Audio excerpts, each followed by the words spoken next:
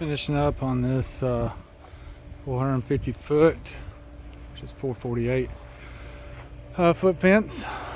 Kind of goes through the trees there. It's a little interesting as far as digging out goes, but we got our metal frame gate. That is a 12-foot opening.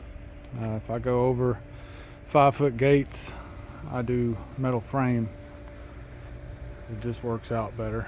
A single gate here, in swing, downhill.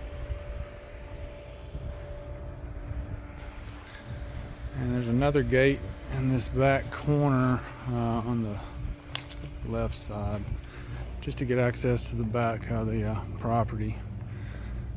But it turned out good. Stockade, 4x4 post. We did go about 28 inches deep on our post. It's at least 100 pounds of crete on each post. There's our other gate back here, just to get access to the rear. Anyway, turned out good.